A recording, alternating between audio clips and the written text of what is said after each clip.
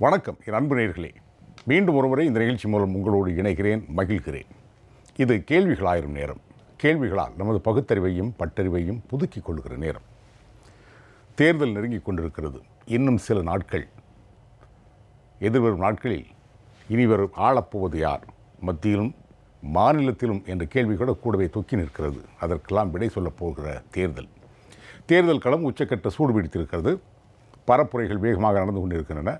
திரு TTV அவர்கள் தமிழகம் முழுக்க சூறாவளியாக சுழன்று சுற்றுப்பயணத்தை மேற்கொண்டு வருகிறார்.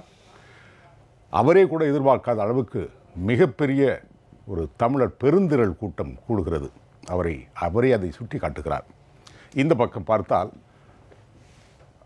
திரு மு.க. ஸ்டாலின் அவர்களால் பிரதம வேட்பாளர் என்று அறிவிக்கப்பட்ட திரு ராகுல் அவர்கள் இன்றைக்கு தமிழ்நாட்டில் பிரச்சாரம் செய்கிறார். அகில இந்திய தலைவர்களும் தமிழ்நாட்டை குறிவைக்கிறார்கள். இதற்கிடையில் பரப்புரைகள் நாளிதழ்களிலும் தென்பட ஆரம்பிக்கின்றன, தொலைக்காட்சிகளிலும் தென்பட ஆரம்பிக்கின்றன.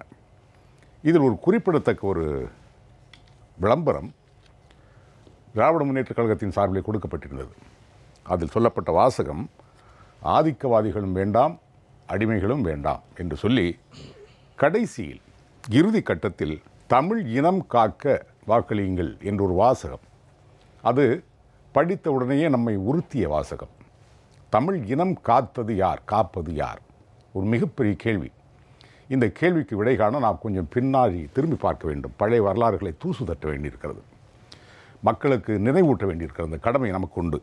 எனவேதான் இனம் காக்கும் இயக்கமா திமுக என்ற தலைப்பை நாம் எடுத்திருக்கிறோம். தலைப்புக்கு ஒத்துப்போகிற ஒரு அழகான குரல், வஞ்ச மனத்தான் படிற்றொழுக்கம் பூதங்கள் ஐந்தும் அகத்தே நகும்.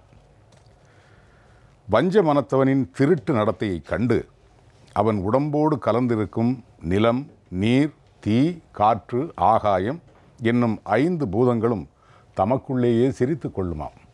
அழகான குரல். இந்த விளம்பர வாசகங்களையும் குரலையும் பொருத்தி பார்த்தால் மிக அழகாக இருக்கிறது. இதனை அடியொற்றித்தான் இன்றைய விவாதமும் அமைய இருக்கிறது. விவாதத்தில் கலந்து கொண்டு பேசுவதற்காக 3 விருந்தினர்கள் இங்கே இருக்கிறார்கள். அவர்களை நான் உங்களுக்கு அறிமுகம் செய்கிறேன். திரு அடையார் சீனிவாசன், அரசியல் விமர்சகர், அவரை அன்போடு வரவேற்கிறேன். வணக்கம். திரு துரை கருணா அவர்கள், மூத்த பத்திரிகையாளர், அவரையும் அன்போடு வரவேற்கிறேன். வணக்கம். திரு வழக்கறிஞர் எஸ்.எஸ். குமரன், ஐஆர்எஸ், அம்மா மக்கள் முன்னேற்ற கழகத்தினுடைய செய்தி தொடர்பாளரும் கூட, அவரையும் அன்போடு வரவேற்கிறேன். வணக்கம். திரு துரை கருணா, சில பழைய நினைவுகளை அசை போட வேண்டிய ஒரு காலம் இது. அப்போ தான் இந்த தலைப்பினுடைய ஆழம் புரியும். நீங்கள் ரொம்ப ஒரு 70களிலிருந்து நீங்கள் அரசியல் கூர்மையாக பார்த்து கவனித்து கொண்டு இருக்க ஒரு பத்திரிகையாளர் என்பதனால இது பொருத்தமான சரியாக இருக்கும்னு நினைக்கிறேன். எனக்கு தெரிஞ்சு ஊழலுக்காக ஒரு ஆட்சி கலைக்கப்பட்டது என்றால் அது திராவிட முன்னேற்ற கழகத்தினுடைய ஆட்சியில் தான். நிச்சயமாக. அது அந்த பின்னணி கொஞ்சம் சொல்லுங்களேன். 1969 பேரறிஞர் அண்ணா மறைவுக்கு பிறகு திமுகவினுடைய தலைமை பொறுப்பையும் ஆட்சி கட்சியாக திராவிட முன்னேற்ற கழகத்தினுடைய ஆட்சிக்கும் தலைமை பொறுப்பேற்ற திரு கருணாநிதி அவர்களுடைய செயல்பாடுகள் தமிழினத்திற்கும் தமிழ் மக்களுக்கும் தமிழ் மாநிலத்திற்கும் எந்த அளவிற்கு பாதகத்தை விளைவித்தது என்பதுதான் வரலாற்று பதிவுகள். நீங்கள் இந்த காவிரி நதிநீர் பிரச்சனை நாம் இப்போ பேசிக்கிட்டு இருக்கோம். 1971 இதற்கு ஒரு நிரந்தர தீர்வு காண வேண்டும் என்பதற்காக தஞ்சை விவசாயிகள் சங்கத்தின் சார்பாக உச்சநீதிமன்றத்தில் ஒரு மனு போடுறாங்க. அப்போது திரு இந்திரா காந்தியினுடைய வேண்டுகோளை ஏற்று அந்த மனுவை பேசி தீர்த்துக்கலான்னு சொல்கிறாங்க பிரதமர். எனவே நீங்கள் அந்த மனுவை வாபஸ் வாங்க என்று திரு கருணாநிதி அவர்கள் அன்றைய தினம் முதலமைச்சராக இருந்தபோது அதை வாபஸ் வாங்க சொல்கிறார். அதன் பிறகு பேச்சுவார்த்தை நடத்தி ஒரு கிட்டத்தட்ட ஒரு 40-50 முறை ஒரு 3-4 முதலமைச்சர்களோட பேசி தீர்வே ஏற்படலை. அந்த 70களில் தான் அந்த கபினி, ஹேரங்கி, ஹேமாவதி 4 அணைகள் அங்கே கட்டப்படுகிறது. திமுக ஆட்சியில் இருக்குது. திமுக ஆட்சியில் இருக்கிற பொழுது அந்த 4 அணைகள், பெரிய அணைகள், மிகப்பெரிய அணைகள் கட்டப்படுகிறது. நமக்கு மேட்டூருக்கு வர்ற அந்த படுகை, நீர்ப்படுகை, அந்த பகுதிகளெல்லாம் இணைத்து தான் அந்த அணைகள் கட்டப்படுகிறது. 60-70கள் வரைக்குமே ஓரளவுக்கு மழைப்பொழிவு அதிகமாக இருந்தது, பருவமழை இருந்தது, நமக்கு நிறைய தண்ணீர் வந்துகிட்டு இருந்தது. எல்லா நீர்நிலைகளிலும் 4 அணைகளும் கட்டப்படும் போது அது வரைக்கும் நம்ம தண்ணி நமக்கு நிறையவே வந்துருந்தது. அப்போது ஆட்சேபம் தெரிவிக்கலை. நீங்கள் 1970 1970 இது தொடர்பாக சட்டமன்றத்தில் பேசிய போது சொல்லுகிறார், அங்கே அணை கட்டுற போது நமக்கு எதுவும் பிரச்சனை இல்லை அப்படின்னு சொல்கிறாங்க, அதனால் நாங்கள் ஆட்சேபம் தெரிவிக்கல என்று சட்டமன்றத்திலே கொடுக்க வேண்டிய தண்ணியை கொடுத்துரும். ஆமாம் ஆமாம் ஆமாம் கட்டிங்க அப்படின்னு சொல்லிட்டார். இதில் இந்த பிற்காலத்தில் இப்படிப்பட்ட ஒரு நிகழ்வு வருகிற ஒரு தொலைநோக்கு பார்வை இல்லாமலே அது செயல்பட்டான்னு தான் நாம் பார்த்துக்கணும். 1924 தான் காவேரிக்கு தமிழ்நாடுக்கும் கர்நாடகத்துக்கும் ஒரு ஒப்பந்தம், கர்நாடக சமஸ்தானத்துக்கு ஒரு ஒப்பந்தம் போட்டிருக்காங்க. அது 1050 ஆண்டுகள் ஒப்பந்தம். 1974 அன்றைய தினம் முதலமைச்சராக இருந்தவர் அந்த ஒப்பந்தத்தையாவது புதுப்பிச்சிருக்கணும். இந்த அளவிற்கு எங்களுக்கு தண்ணீர் வேண்டுங்கிறத புதுப்பித்து ஒரு சட்ட ரீதியான தீர்வை அன்றைக்கு பெற்றிருந்தால் அது நிச்சயமாக இன்னைக்கு நமக்கு நல்ல பலனை அளித்திருக்கும். காவிரி பிரச்சனை அதாவது என்ன சொல்றது, இடியாப்ப சிக்கலாக மாறுது 74. ஆமாம் ஆமாம் ஆமாம். நீங்கள் இன்னொரு பெரிய பிரச்சனை கச்சத்தீவு பிரச்சனை. நம்முடைய அந்த வரலாற்றுப்பூர்வமான ஆர்வம் எல்லாமே அவருக்கு தெரியும், எல்லா ஆதாரங்களும் இருக்குது. அன்றைக்கி மன்னருடைய ராமநாதபுரம் மன்னருடைய கஸ்டடியில் இருந்தது தான், அவங்க கண்ட்ரோலில் இருந்தது தான் நமக்கு சொந்தமான ஒரு தீவு. அன்றைய தினம் அந்த தென்பகுதியில் இருக்கிற மீனவர்கள்லாம் போய் வலை உலர்த்துறதும் அங்கே விழாக்கள் கொண்டாடுறதும் அப்படி இருந்த ஒரு இடத்த கொண்டு போய் அங்கே கொடுத்துட்டு அதற்கும் ஒரு காரணத்தை சொல்லிகிட்டு இருக்கார். மத்திய அரசு வந்து அந்த நேரத்தில் இவர் ஆட்சியில் இருக்கிற போது தான் அவங்க விருப்பத்துக்கு இணங்க நாங்கள் ஆட்சேபம் தெரிவித்தோம், இருந்தாலும் மத்திய அரசு இது ஒரு முடிவு எடுத்துங்கிற மாதிரி சால்ஜாப்பு சொல்கிறார். இப்படி எப்பெல்லாம் ஆட்சியில் இருந்திருக்கோ அப்போல்லாம் தமிழர்களுடைய உரிமைகளை விட்டு கொடுப்பது அந்த மாதிரியான போக்கில் தான் 70களிலே அவங்களுடைய ஆட்சி அதிகாரம் இருந்தது. 76 தான் ஆட்சி கலைக்கப்படுகிறது. 1976 ஆட்சி கலைக்கப்படுகிறது. ஒரு கடுமையான குற்றச்சாட்டு, அதாவது அந்த 1971 இந்த உச்சநீதிமன்றத்தினுடைய கேஸை வாபஸ் வாங்குற போது அப்போ தான் கூட்டணி போய் அங்கே இணைகிறார். அதாவது எந்த நோக்கத்துக்காக திராவிட முன்னேற்றக் கழகம் தொடங்கப்பட்டது? காங்கிரஸை வீழ்த்த வேண்டும், முற்றாக அரசியலிருந்து அப்புறப்படுத்த வேண்டும், ஆட்சி அதிகாரத்திற்கு வரக்கூடாது என்கிற நோக்கத்தில் அதே காங்கிரஸோடு இணைந்து இவர் தேர்தலை எதிர்கொள்கிறார். அன்றைய தினம் நாடாளுமன்றத்துக்கு மட்டுமே அதிக தொகுதியில் கொடுத்து சட்டமன்றத்துக்கு இந்திரா காங்கிரஸ் கொடுக்கவே இல்லை. ஒட்டுமொத்தமாக ஒரு 200க்கும் மேற்பட்ட தொகுதியில் இன்னும் ஒரு 184 இடங்களில் 71 வெற்றி பெறுகிறார். அப்போ தனக்கு அதிகார பலம் வந்துச்சு. அப்படிங்கிறதுனால தான் அவர் தன்னை மிஞ்சிய ஒருத்தன் கட்சியில் இருக்கக்கூடாதுன்னு சொல்லி திரு எம்ஜிஆருக்கு எதிரான நடவடிக்கைகளையும் பையனை விட்டு தோண்டி வர்றார். 72 அண்ணா திமுக தொடங்கி திமுக திசை மாறி போகிறது, அண்ணாவனுடைய கொள்கை லட்சியங்கள்லேருந்து மாறிடுச்சு அப்படின்னு சொல்லி தொடங்குகிறார். அதை உறுதிப்படுத்துகிற வகையில் தான் அவருடைய செயல்பாடுகள் இருந்தது. 1971 மீண்டும் முதலமைச்சராக வந்து அந்த 76 காலகட்டங்களில் பல்வேறு விதமான ஊழல், லஞ்ச ஊழல் குற்றச்சாட்டுகள் இருக்குது. இந்த குற்றச்சாட்டுகள் எல்லாம் 1972 74 ஒரு 58 குற்றச்சாட்டுகள் அவங்க மரியாதைக்குரிய மறைந்த புரட்சித் தலைவர் எம்ஜிஆர் அவர்களும் கல்யாண அவர்களும் டெல்லியில் போய் சப்மிட் பண்ணுறாங்க. 76 ஆட்சி கலைக்கப்பட்ட ஒரு வார காலத்திலேயே சர்க்காரியா கமிஷன் நியமிக்கப்படுகிறது. இந்த 58 குற்றச்சாட்டுகளில் 27 குற்றச்சாட்டுகளுக்கு அடிப்படை ஆதாரம் இருக்கிறதுன்னு விசாரணைக்கு எடுத்துக்கிறாங்க. இந்த விசாரணைக்கு எடுத்த அந்த காலகட்டத்தில் நீங்கள் இந்த பல பேர் திமுக மேடைகள்லேயும் திமுக ஆட்களுமே அது வந்து ஆதாரம் இல்லைன்னு தள்ளுபடி பண்ணிட்டாங்க, எம்ஜிஆராலேயே நிரூபிக்கப்பட இல்லை அப்படிங்கிற மாதிரி. அந்த புகாரில் 1976 ஜனவரியில் சர்க்காரி கமிஷன் அடையாறு சுடர் இல்லத்தில் தான் அந்த கமிஷன் 86 முறை கூடியிருக்கிறது. 1600 சாட்சிகளினுடைய வாக்குமூலம் அங்கே பதிவு செய்யப்பட்டிருக்கிறது. இது புலன் விசாரணை அதிகாரிகள் வந்து இந்த சாட்சியத்தை பதிவு பண்ணியிருக்காங்க. 13000 பக்கங்கள் தட்டச்சு செய்யப்பட்டது இந்த சாட்சியங்களுடைய பதிவு. இந்த கமிஷனுடைய நேரடி சாட்சிகள் பதிவு 13000. இது வந்து 11777 பக்கம் தட்டச்சு செய்யப்பட்டிருக்கிறது. இந்த விசாரணை முடிந்து சர்க்காரியா 4 தொகுதிகள் கொண்ட அறிக்கையை 1977 மத்திய அரசிடம் சமர்ப்பிக்கிறார். அதில் என்ன சொல்றாருன்னா, முதலமைச்சரும் அமைச்சர்களும் கையூட்டு பெற்றிருக்கிறார்கள், அதிகார துஷ்பிரயோகம் நடந்திருக்கிறது, இதன் மீது நடவடிக்கை எடுக்கலாம் தான் அவருடைய பரிந்துரையே.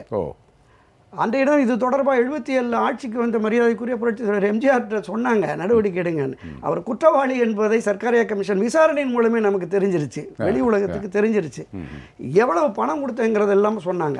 அன்னைக்கு யார் மூலம் பணம் போனதுங்கிறத அவரிடம் செயலாளர் இருந்த வைத்தியலிங்கம்னு ஒருத்தர் திருச்சி கலெக்டராக கூட இருந்தார், கருணாநிதியோட செயலாளராக இருந்தவர். இன்னொரு செயலாளராக இருந்தவர் உள்துறை செயலாளராக பின்னால் இருந்து நாகராஜன் பேர். இவங்கெல்லாம் பணம் வாங்கி கொடுத்ததையே ஒத்துட்டு இருக்காங்க. அதே மாதிரி வீராணம் பைப்பில் எவ்வளவு தொகை கொடுக்கப்பட்டதுங்கிறது அந்த தற்கொலை சொன்ன சத்யநாராயணன் ஒரு பைப்ஸு.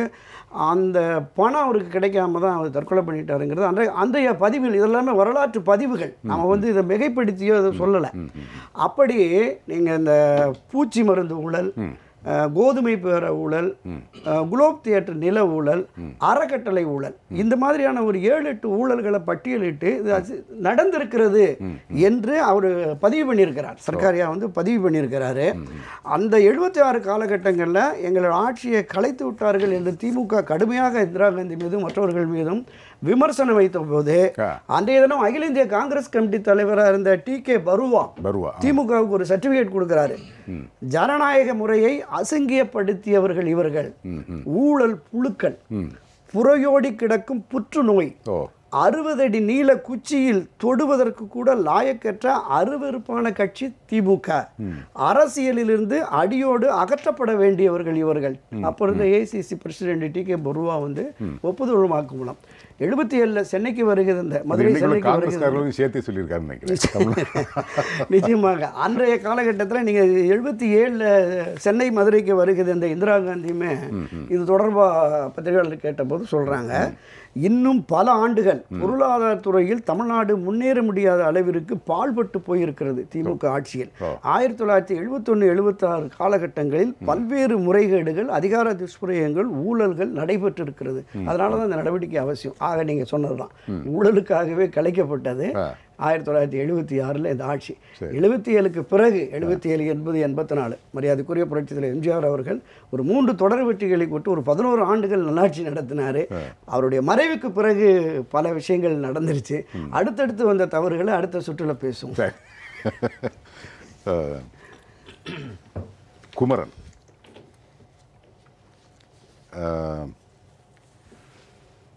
இந்த இயக்கம் திமுக என்ற இயக்கம் இனம் காக்குமா, காத்ததா?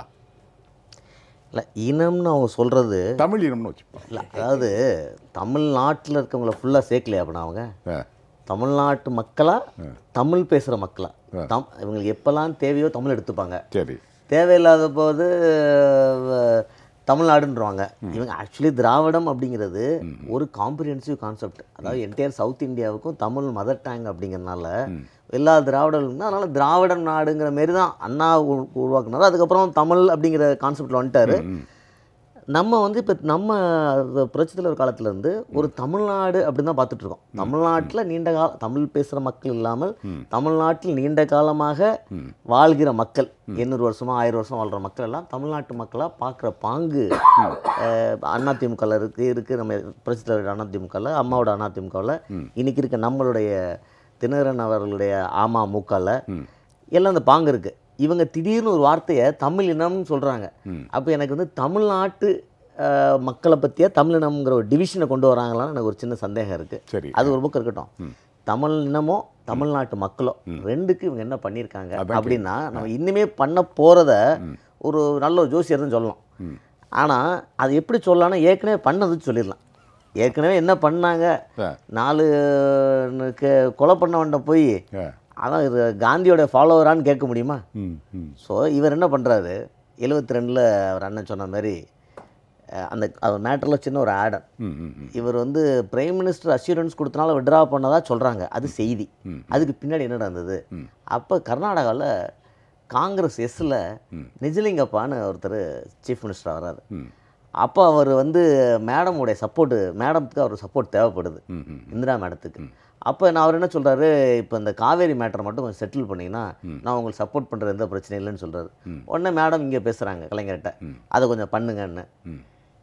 எந்த ஒரு அந்த தஞ்சாவூர் விவசாயிகள்கிட்டையும் கலந்து ஆலோசிக்காமல் அவங்க தனியாக கேஸ் போட்டாங்க பாவம்.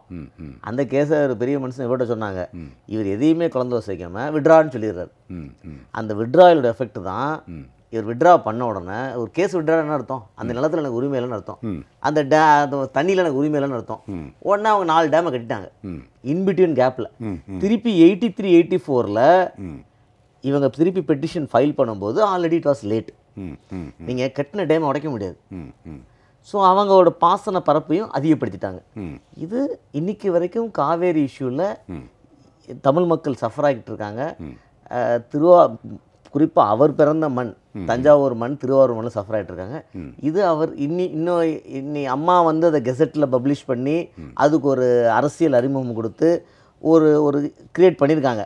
இருந்தாலும் இவர் அன்னைக்கே தடுத்திருந்தாருன்னா, அந்த ஷூட்டை விட்ரா பண்ணாட்டா, டேம் கட்டாட்டா, இன்னைக்கு எக்ஸஸ் ஃப்ளோ வாட்டர் நம்ம வந்துட்டு இருந்திருக்கோம். நதி நீர் இங்கே நடந்து வந்திருக்கோம். அவங்க அந்த துரோகம், அப்புறம் திருப்பி அந்த துரோகம் இன்னைக்கு வரைக்கும் தமிழ்நாட்டுக்குள்ளே ஓடிக்கிட்டே இருக்குது. இது என்னைக்கு முடிய போகுதுங்கிறத நீ வர காலங்கள் சொல்ல போகுது. ரெண்டாவது, அந்த காலங்களில் நான் பிறந்த நேரங்கனால சொல்கிறேன், நிறைய கொடுமையான பஞ்சம் இந்தியா முழுக்க, அருவி கட்டட்டோன்னு இந்திரா அம்மா சொன்ன மாதிரி அந்த நேரத்தில். அப்போ வந்து இந்த சர்க்காரிய கமிஷன் 58 ஊழலில் வீராணம் தண்ணி அதில் ஒரு ஊழல் விட்டுருங்க, சர்க்கரை ஊழல் ஒன்று இருக்குதுல்ல. அப்போ அதை என்கொயரி பண்ணுறவங்க சர்க்கரை என்னங்க ஆச்சுன்னு கேட்குறாங்க. மத்திய சர்க்கார் கொடுத்து சர்க்கரை என்ன ஆச்சுன்னு கேட்குறாங்க. சர்க்கரை ஃபுல்லாக எறும்பு தின்றுச்சு அப்படின்னு ஒரு புத்தாலே பதில் சொல்லிடுறாங்க என்கொயரியில். உடனே இவர் என்கொயரி என்னன்ட்டா ரொம்ப அறிவை யூஸ் பண்ணி, அப்படியா சரி அது தின்றுச்சு, ஓகே, சாக்கு இருந்துச்சு, அந்த சாக்கு என்ன ஆச்சுன்னு அவன் கேட்குறான். அவன் இவரை பிளாக் பண்ணிட்டானே, நம்மளால சயின்டிஃபிக் கரப்ஷன் பண்ணியிருக்காரு.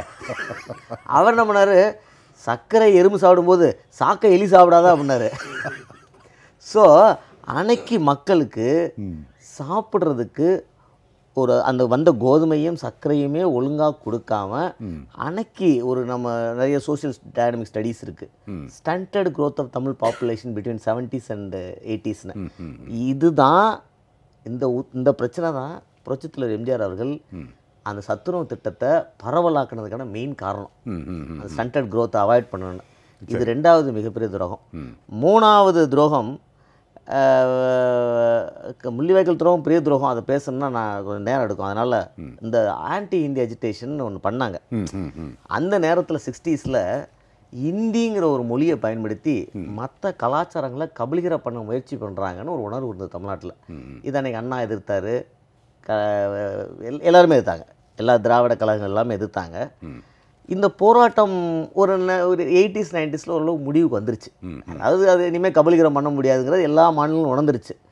உணர்ந்துட்டு விட்ரா பண்ணும்போது, ஆனால் இவர் மட்டும் எப்பயாவது பண்ணிகிட்டே இருப்பார். ஆனால் திடீர்னு பாருங்கள், 2004 தயாநிதி மாறன் மினிஸ்டர் ஆகிறார். 2001 கலைஞரோட அரசியலில் பார்த்தீங்கன்னா ஒரு ஷார்ட்ஸ் போட்டு சின்ன பையனாக இருப்பார். 2004 பார்த்தீங்கன்னா திடீர்னு சென்ட்ரல் மினிஸ்டர், அது கேபினட் மினிஸ்டர் ஸ்ட்ரெயிட்டாக. ஏன்னா எந்த கேபினட் மினிஸ்டருங்கிறது ஒரு மிகப்பெரிய பதவி அரசாங்கத்தில், ஒரு பாலிசி மேக்கிங் பாடியில் உட்காந்துடுறாரு. ஒன்று எல்லாம் கேட்குறாங்க ப்ரெஸ் ரிப்போர்ட்டெல்லாம், என்னங்க நேற்று வந்தவரை போய் இன்றைக்கி சென்ட்ரல் மினிஸ்டர் ஆக்கிட்டீங்களான்னு. அதுக்கு அவர் சொன்ன பதில், அவருக்கு ஹிந்தி தெரியுங்கிறது. நான் ஒன்றும் போய் சொல்ல, மீடியா ரெக்கார்டிங்கில் இருக்குது. என்ன இன்றைக்கி அதே தான் துரைமுருகன் அவர்கள், என் பையன் இங்கிலீஷ்லையும் ஹிந்திலையும் பேசுவார். தனித்தமிழ் இயக்கம், தமிழ் மட்டும் ஆண்டி எல்லாம் ரைட்டு. அப்போ நீங்களும் தான் ஃபாலோ பண்ணியிருக்கணும்ல.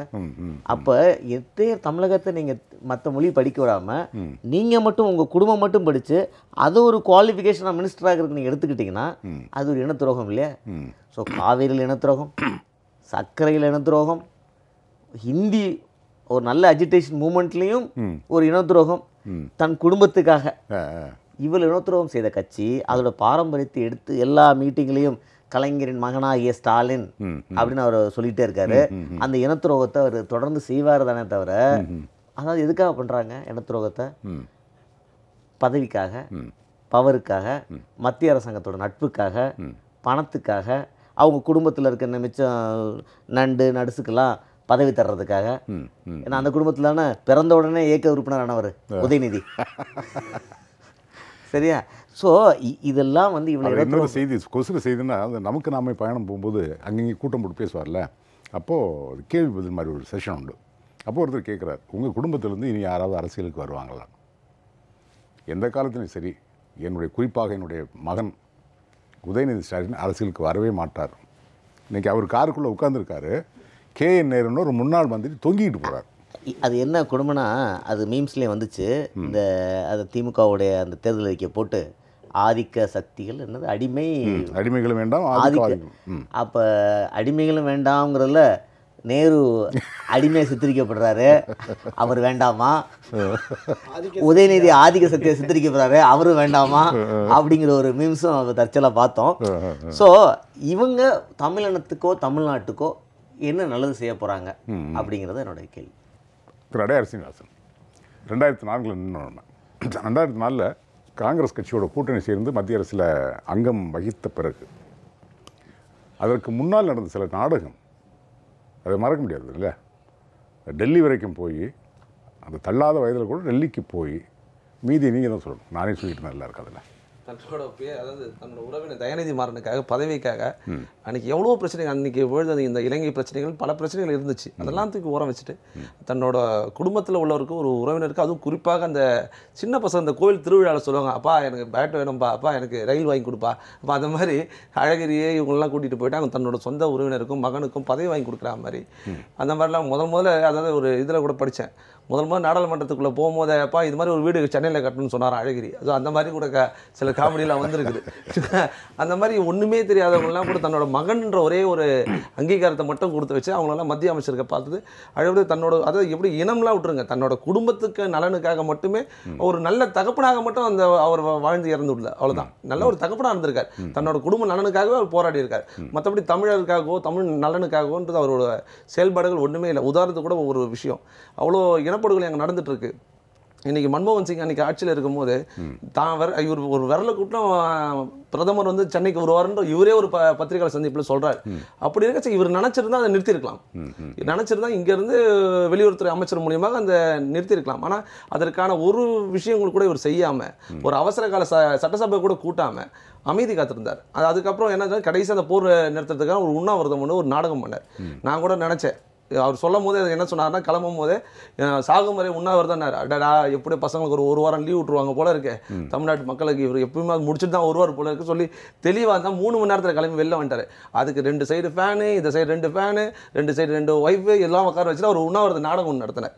ஸோ அதுக்கப்புறம் பார்த்தீங்கன்னா இவரோட உண்மை நம்பி அந்த மக்கள், பதுங்கி இருந்த மக்கள், ஒருவேளை போர் நிறுத்தம் முடிவிட்டுருது, ப. சிதம்பரம் அங்கே வந்து சொல்லிட்டாரு, முடி விட்டுருது சொல்லிட்டாரு. சொன்னோன்னே பதுங்கி இருந்த மக்கள் வெளில வர ஆரம்பிச்சாங்க, கொத்தாக கொண்டாங்க. ஸோ அந்த 2வது முறை தாக்குதலுக்கும் முக்கியமான காரணம் யாருன்னு கேட்டிங்கன்னா திமுக தான். அப்படி இருக்க இவர்களோட நலன் ஃபுல்லாக பார்த்தீங்கன்னா உங்களுக்கு குடும்ப நலன் மட்டுமே தவிர்த்து தமிழக நலன் கிடையாது. அதாவது காவேரி சார் சொன்ன மாதிரி காவேரி நீர் 2004 இன்னொரு முக்கியமான செய்தி, அது விடுபட்டு போச்சு நீங்கள் சொன்னதில். 2004 அங்கே போய் மந்திரி சபையில் யார் யாரெல்லாம் இடம் பெறுறது, என்னென்ன இலாக்காக்கள் வேணுங்கிற மாதிரி ஒரு கூட்டம் நடக்கும்போது இவர் கேட்ட இலாக்காக்கள் கிடைக்காததுனால கோபித்து கொண்டு சென்னைக்கு வர்றாரு. ஆமாம், அதுதான் சொல்கிறேன் சார். இவங்க முடிவு பண்ணிட்டாங்க, எனக்கு கப்பல் வாங்கி கொடு, எனக்கு ட்ரெயினை வாங்கி கொடு, இந்த குழந்தைங்க சொல்கிற மாதிரி தான். இதெல்லாம் கிடைக்கலன்னு கோச்சிட்டு வந்துட்டார். அதாவது தன்னோட தந்தையார் வந்து என்ன கோச்சிட்டு வந்துட்டார், தான் பிள்ளைங்க கேட்டால் தான் வேணும்னு சொல்லி. அதாவது இவர்களோட நலன் வந்து எது இந்த துறைகள்லாம் வந்து செல்வம் கொழிக்குமோ அந்த மாதிரி துறைகள் மட்டும் அவர் கேட்டு வாங்கி அவரோட குடும்பத்தை மட்டும்தான். இப்போ இன்றைக்கி கூட தேர்தல் அறிக்கையில் ஒரு விஷயம் சொல்கிறாங்க, அது ஃபேக்ட் சொல்கிறேன். அதில் என்ன சொன்னால் கேபிள் கட்டணம் குறைக்கப்படும்ன்றார் திமுகவில் தேர்தல் அறிக்கையில். இன்றைக்கி உள்ள நிலைமையில் இன்றைக்கி கேபிள் கட்டணத்தில் அவர்களோட குடும்ப தொலைக்காட்சி சன் குழுமம் கிட்டத்தட்ட ஒரு 23 தொலைக்காட்சி வச்சுருக்காங்க.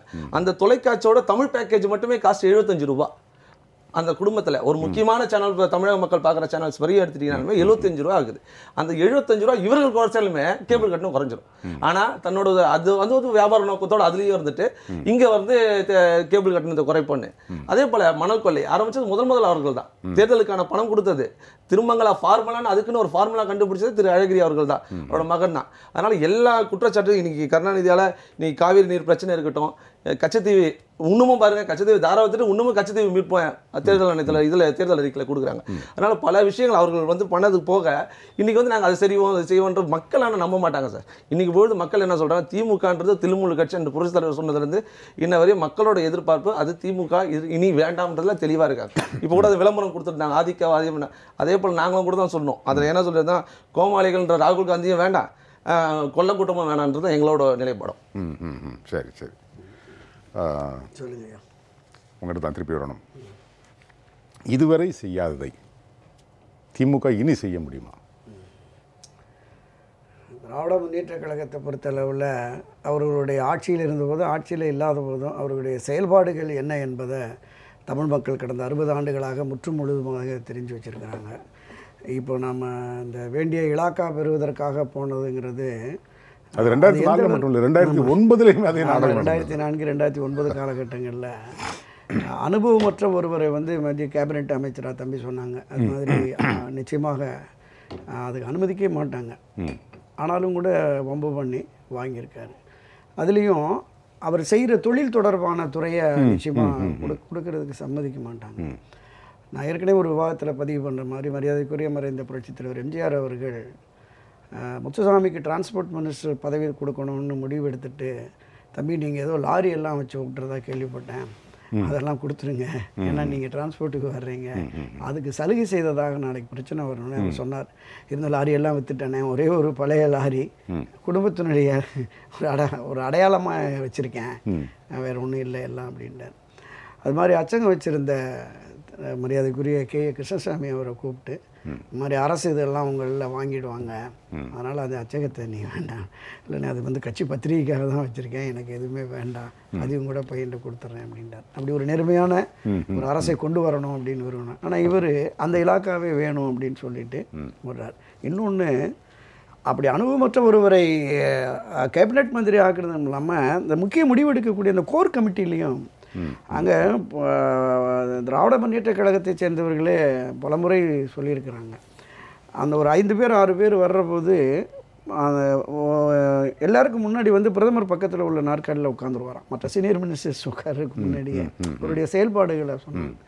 ஒரு திமுக வட்டாரத்திலே ஒரு நண்பர் சொன்னார், ஒரு முறை சோனியா காந்தியை சந்திக்கிறதுக்காக டிஆர் பாலு வந்து வரவேற்பறையில் உட்காந்துருக்கிறாராம். இவர் வேகமாக வந்ததுமே ஹாய் அங்கிள் அப்படின்ட்டு நேராக உள்ளே போயிட்டாங்க. ஒரு அரை மணி நேரம் சோனியா சந்திச்சுட்டு உடனே அங்கிள் நீங்கள் இருக்கீங்கன்னு சொல்லியிருக்கேன்ட்டு வெளில போயிட்டாங்க. அதாவது அவங்க அப்பாவோட இருந்த ஒரு டிஆர் பாலு சீனியர் மினிஸ்டர்.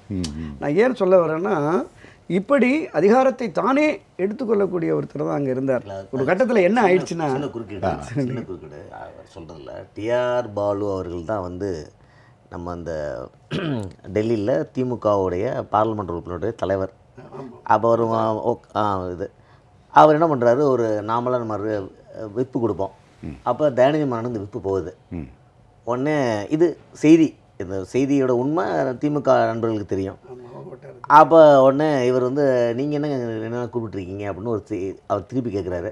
இல்லை தம்பி, நீ அங்கே பெரிய வீடாக இருக்கலாம், இங்கே வந்து நான் தான் சீனியர், நான் சொல்கிறது தான் எல்லோரும் கேட்கணும்னு. கொஞ்ச நேரத்தில் கலைஞர்கிட்ட இருந்து டிஆர் பாலுக்கு ஃபோன் வருது. யார்கிட்ட பேசுறதுன்னு உனக்கு தெரியாதா, அவன் சொல்கிறத செய்யுன்னு. அதோட இப்பவும் இருக்கு. எனக்கு அந்த பாரம்பரியம் தான் புரியல. தயாநிதி மாறன் கூட பதவி விட்டு விலகும் போது உடனடியாக அவரோட மறைமுக உறவினராக இருக்கிறது ராஜா கிட்ட அந்த பதவி கொடுக்குறாங்க. அப்போ கூட மூத்த முன்னோடிகள் நிறைய பேர் இருந்தாங்க, அவங்களுக்கு கொடுக்கல. மறைமுக உறவினர் ராஜாவுக்கு 2009 திருப்பி மந்திரி பதவி தரமாட்டேன்னு சொல்லும்போது வற்புறுத்தி வாங்கி தர்றாரு. அதை விட அந்த அவர் குடும்பத்திலே பல லேயர் வச்சுருப்பார். இதே தினகரன் எரிப்பு வழக்கில் மாறன் பிரதர்ஸ் 2 பேரும் போய் அவர்கிட்ட எக்ஸ்பிளைன் பண்ண போகிறாங்க கலைஞர்கிட்ட. அப்போ அவர் கேட்ட முதல் வார்த்தையாக குமுதம் ஆனந்த விடலை வந்தது, அழகிரி யாருன்னு நினைத்தீங்க, அவன் என் ரத்தண்டா அப்படின்னு.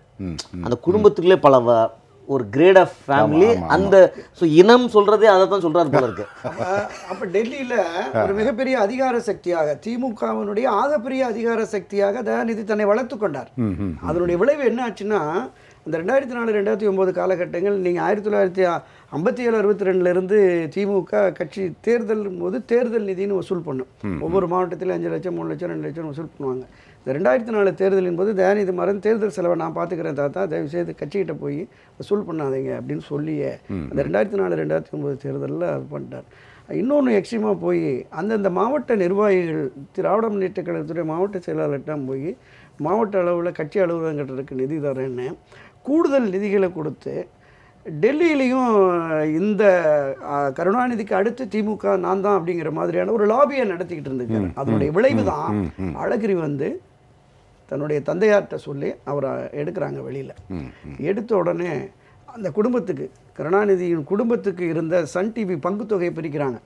இது தயாநிதி மாறன் பிரஸ் மீட்டில் சொன்னது. பங்குத்தொகை பிரிக்கிற போது 86 கோடி ரூபாய் அவங்களுக்கு தர வேண்டியது இருக்குது பங்குத்தொகைன்னு. உடனே அவர் கூப்பிட்டு தாத்தா சொன்னாரா, ரவுண்டாக 100 கோடியாக கொடுத்துரு, 86 கோடி ரூபாய் பங்குத்தொகை, அதை ரவுண்டாக 100 கோடி ஆக்கி கொடுன்னு யார்கிட்ட பேரண்ட்டை சொல்லி அவரே சொல்கிறார். சரி, அப்படிப்பட்ட ஒரு நிலையிலையும் திரும்ப எப்படி வர்றாரு, 2G ஸ்பெக்ட்ரம் ஊழல்ல சன் டிவி மூலமா இவர் தான் வெளிக்கொண்டு வர்றார். யாரு, தயாநிதி மாறன். அங்க ஆபத்து வருதுன்னு தெரிஞ்ச உடனே மீண்டும் கண்கள் பணிக்கிறது, இதையே இனிக்கிறது. ஆக யார் இவர்கள், எப்படிப்பட்ட அரசியலை நடத்தினார்கள் தமிழ் மக்களுக்கு நல்லாவே தெரியும்.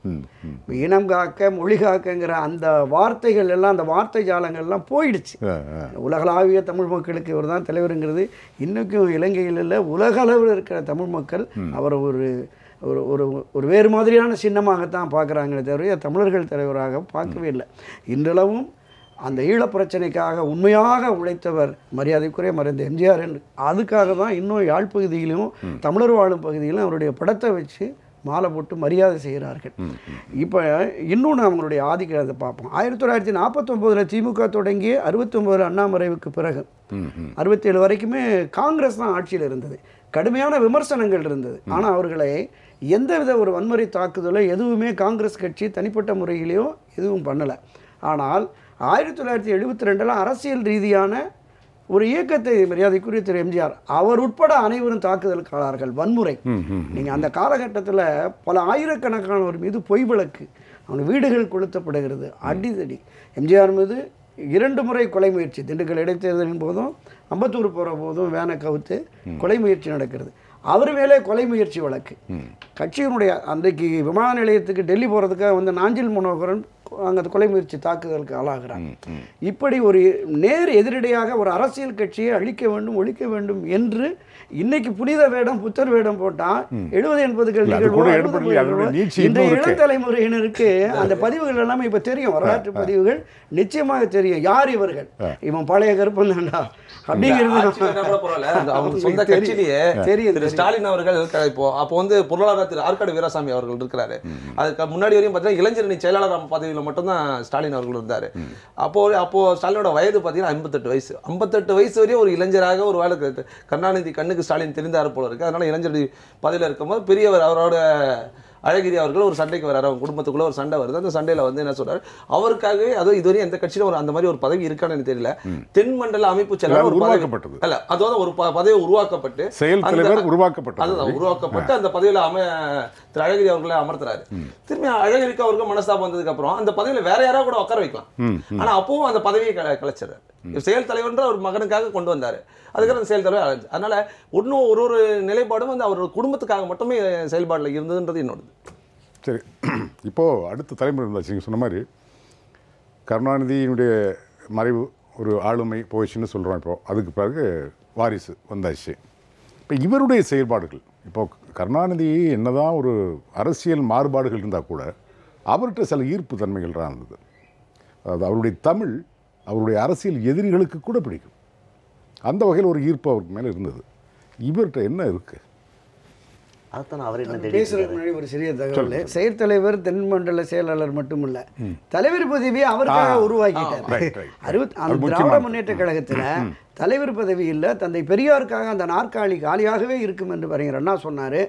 இவர் தனக்காக 69 மறைந்ததுக்கு பிறகு ஒரு திராவிட கட்சியில் பொதுச் செயலாளர் தான் பதவி, அதிகாரமிக்க பதவி. ஆனால் தன்னை தலைவராக உருவாக்குவதற்கு திமுகவினுடைய சட்டத்திட்டத்தையே திருத்தி, அப்போது ஒரு முறையும் தென்மண்டல செயலாளருக்கு ஒரு முறையும் செயல் தலைவருக்கு ஒரு முறையும் சட்டத்திட்டத்தையே திருத்தினவர்கள் தான் இவர்கள் என்பது அடையாளம். அதாவது ஸ்டாலின் வர்றதுக்கு முன்னாடி ஒரு 2 விஷயத்தை மட்டும் சேர்த்து, மூப்பனார் இந்தியாவோட பிரதமராக வாய்ப்பு இருந்தது. இந்தியாவில் ஒரு தமிழர் ஒரு பிரதமராவது தமிழினத்துக்கு தமிழ்நாட்டுக்கு மக்களுக்கு பெருமையே இல்லையா? அந்த பெருமையை அன்னைக்கு கெடுத்தது யார்? அந்த பெருமை கர்நாடகாவுக்கு போச்சு. அது ஏன் அந்த அன்னைக்கு இவர் தான் முடிவு பண்ணுறாங்க, அந்த யூஎஃப் கவர்மெண்ட், இன்டர்ஸ்டன்ட் கவர்மெண்ட்டை 96ல் அன்னைக்கு மூப்பனாருக்கு அந்த பதவி காத்திருந்தது. அன்னைக்கு அந்த பதவி மறுக்கப்பட்டதுக்கு கலைஞர் ஒரு காரணம். இவர்கிட்ட கேட்குறாங்க, நீங்கள் பிரைம் மினிஸ்டரானு, அப்போ என் உயரம் எனக்கு தெரியுங்கிறார். அது ஒரு ஒரு நல்ல ஸ்டேட்மெண்ட். ஆனால் மூப்பனாரை பிரைம் மினிஸ்டர் ஆக்கியிருக்கணும். ஆக்கியிருந்தால் தமிழ்நாட்டுக்கு ஏகப்பட்ட வசதிகள் வந்திருக்கும். சரி, அது கரெக்ட், உங்களுடைய கண்ணோட்டம் சரி. ஆனால் அவருடைய கண்ணோட்டம் என்ன? அவர் முதலமைச்சராக இருக்கும்போது பிரதமர் மூப்பனார் வந்தாருன்னா யாருக்கு முன்னாடி கை கட்டி நிற்கணும்? புரோட்டோகால் ஒன்று இருக்குல்ல, புரோட்டோகால் அதெல்லாம் யோசிச்சு பார்ப்பாங்க. அப்போ தமிழினம் முக்கியமாக புரோட்டோகால் முக்கியமா? எங்களுக்கு தான். ஸோ 2வது இந்த உண்ணாவிரதம் பற்றி சொன்னார். சாகுமுறை உண்ணாவிரதம் இருந்தார் 2009.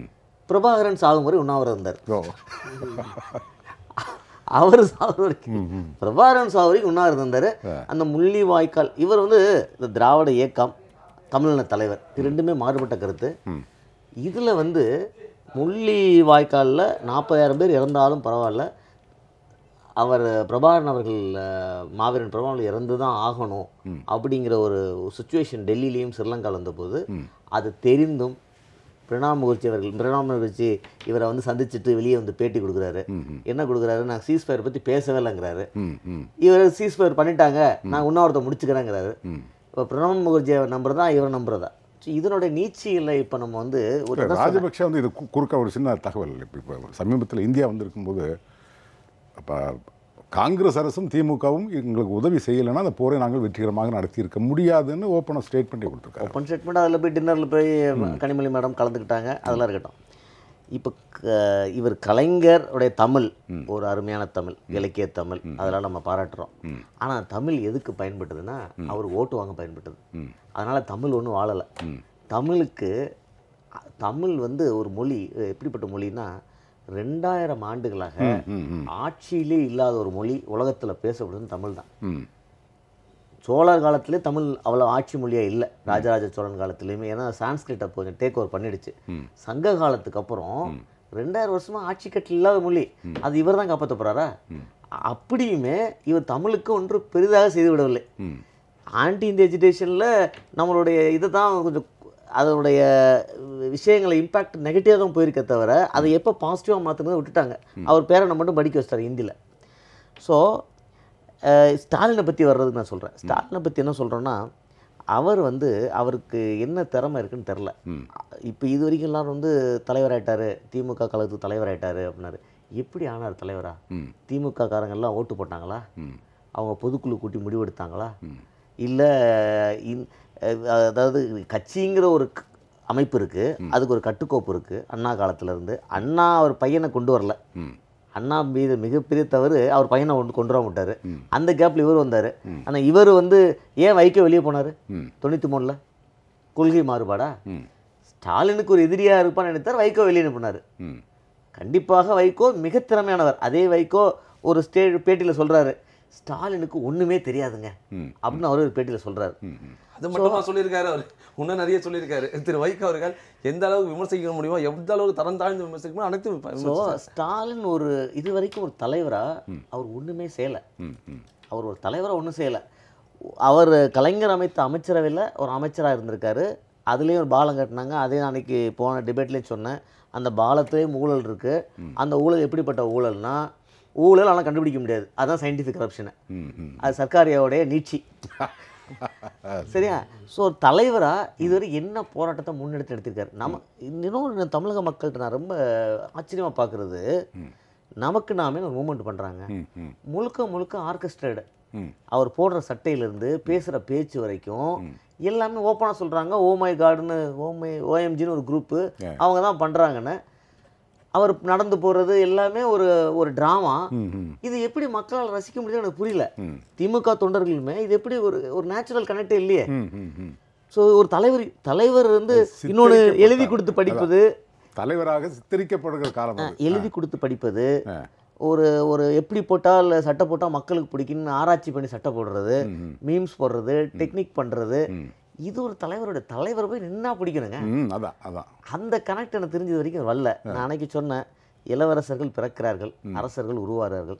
ஸ்டாலின் இளவரசர் பிறந்துட்டாரு, அவர் அரசராக உருவாக போகிறார் எனக்கு தெரியாது.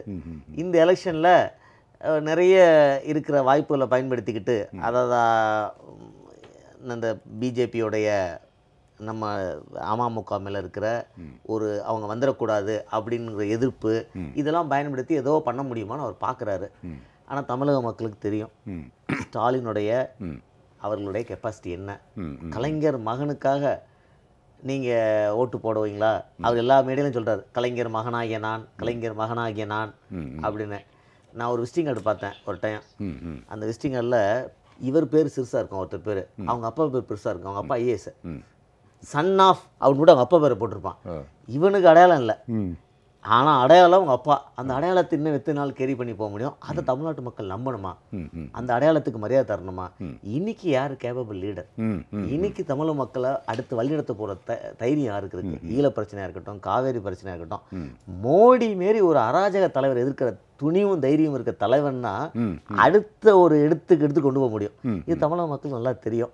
ஸோ அதனால் இந்த எலெக்ஷனில் சரியான ஒரு முடிவை தமிழக மக்கள் கொடுப்பாருன்னு நான் முழுமையாக நம்புகிறேன். சரி, அந்த செயல் தலைவருக்கு சொன்னீங்க மரியாதைக்குரிய திரு ஸ்டாலின் அவர்களை, கிட்டத்தட்ட ஒரு 46-47 வயசுலேயே திரு கருணாநிதி அவர்கள் திமுகவினுடைய தலைமை பொறுப்பையும் ஏற்றார், முதலமைச்சர் பொறுப்பையும் ஏற்றார். ஆனால் 60 வயது கடந்ததுக்கு பிறகும் கூட ஏறத்தாழ 40 ஆண்டுகள் திராவிட முன்னேற்றக் கழகத்தில் உறுப்பினராக இணைந்து திராவிட சங்கம், திராவிட மாணவர் சங்கம், 80களில் தொடங்கப்பட்ட இளைஞரணி, இப்படி ஒரு 40 ஆண்டு கால அனுபவம் உள்ள ஸ்டாலினை கருணாநிதியை நம்பலை. அவர் தலைமைத்துவத்துக்கு தகுதி இல்லை அப்படிங்கிறத பல பேர்கிட்ட அவர் சொல்லியிருக்கிறார். மரியாதைக்குரிய அன்பழகன் அவர்கள், துரைமுருகன் அவர்கள்லாம் 80 வயது கடந்துருச்சு, நீங்கள் அவர்கிட்ட தலைமை பொறுப்பு எடுத்துட்டு நீங்கள் பின்னாடி இருந்து இயக்கலாமே அப்படிங்கிற போது சொன்னபோது இல்லை, அவனுக்கு அந்த பக்குவம் வரலை அப்படிங்கிறார். 2008 என்று கருதுகிறேன், திருநெல்வேலியில் இளைஞரணி எழுச்சி மாநாடு, அந்த மாநாட்டில் அவரை தலைவராக அறிவிக்கிறதா இருந்தது. அன்றைக்கு முதல் நாள் மதுரையில் போய் தங்கி அழகிரி வீட்டில் பேசிகிட்டு இருக்கிற போது அழகிரி ஒரு கடுமையான எச்சரிக்கையை விட்டாருன்னு சொல்லி அங்கே போய் இன்னும் அவருக்கு பக்குவம் வரலை அப்படின்னு ஒரு திருக்குறளை சொல்லிட்டு தகுதி இன்னும் கொஞ்சம் வளர்த்துக்கிறோம் அப்படிங்கிற மாதிரி தான் வெளிப்படையாகவே சொல்லியிருந்தார். ஆக அவரே நம்பாதவரை திமுகவினுடைய அடுத்த கட்ட தலைவர்களும் சரி, இன்றைய இளம் தலைமுறையினரும் சரி, இல்லை பொதுமக்களும் சரி, அவரை ஒரு தலைவராக ஏற்று இவர் ஆட்சிக்கு வந்தால் நல்லது செய்வார் அப்படிங்கிற நம்பிக்கை நினைக்கிறேன். ஞாபகம் இருக்கிறது, ஏதோ ஒரு கட்டத்தில் கருணாநிதி அவர்கள் அடுத்த தலைவராக வைகோவை தான் கொண்டு வரணும்னு நான் மனசில் நினச்சிக்கிட்டு இருந்தேன்னு சொன்னார். இந்த அளவு உண்மைன்னு தெரியாது, ஆனால் சொன்னது உண்மை. இல்லை, அதாவது கட்சியினரை ஏமாற்றுவது, பொதுமக்களை ஏமாற்றுவது, வார்த்தை ஜாலங்களில் பண்ணுறதுங்கிறது தான் அவருடைய மிகப்பெரிய முதலீடு. நம்ம தம்பி சொன்னது மாதிரி அவர் அந்த இலக்கியம், எழுத்து, கவிதை, பேச்சு அதில் எந்த இதுவும் இல்லை. ஆனால் ஆட்சி அதிகாரம் என்று வந்ததுக்கு பிறகு தன் குடும்பம் என்கிற ரீதியிலே தான் போயிடுச்சு. அரசியல் பழிவாங்கும் எண்ணங்களும், கம்யூனிஸ்ட் கட்சியை உடைச்சாரு, பாட்டாளி மக்கள் கட்சியை உடைச்சாரு, இப்படி பல கட்சிகள், முஸ்லீம் லீக் உடைச்சாரு, இப்படி பல கட்சிகளை உடைத்தார். இதில் ஒரு குறிப்பிட்டு சொல்ல வேண்டிய ஒரு சம்பவம் என்னென்னா, 1977 87 வரைக்கும் மரியாதைக்குரிய எம்ஜிஆர் அவர்கள் ஒரு நல்ல ஆட்சியை கொடுத்தாரு. அவர் இறப்புக்கு பிறகு 89-90 திமுக ஆட்சிக்கு வருகிறது. திமுக ஆட்சி அமைந்தவுடனே ஒரு 3 மாத காலத்தில் அன்றைய வருவாய்த்துறை அமைச்சராக இருந்த நாஞ்சில் மனோகரன் அழைச்சிட்டு இந்த மாதிரி 77 87 வரைக்கும் எம்ஜிஆர் குடும்பத்தினரோ உறவினர்களை எங்கேயாவது சொத்து வாங்கியிருக்கலான்னு பாரியா அப்படின்னு இருக்கார். அதாவது அரசியல் ரீதியாக தேர்தல் களத்தில் மக்களை சந்தித்து வீழ்த்த முடியாத ஒரு மாபெரும் தலைவனாக எம்ஜிஆர் இருந்தார் அப்படின்னு இருக்கிறாரு. அவருக்கு ஏதாவது ஒரு அவப்பெயர் ஏற்படுத்தணும். ஒரு 3 மாதம் நாஞ்சில் மனோகரன் தமிழ்நாடு பூரா போய் இல்லைன்னு ஒரு சதுரடி இடம் கூட எம்ஜிஆர் வாங்கலை, அவர் சொத்தை தான் வித்திருக்காரு. இந்த அளவில் விவாதத்தை நிறைவு செய்யலாம்னு நினைக்கிறேன். நேரம் நடந்துவிட்டது. அரங்கத்துக்கு வந்து உங்களுடைய கருத்து பயிர்களை முன்வைத்தமைக்கும் மூவருக்கும் ஜெயபிரகாஷ் தொலைக்காட்சி சார்பில் நேயர்களை மீண்டும் ஒரு கேள்விகளாக நிகழ்ச்சி உங்களை சந்திக்கும் வரை உங்களுக்கு நன்றியும் வணக்கம் சொல்லி விடைபெறுவது உங்கள் இங்கே இருக்கும். வணக்கம் நேயர்களே.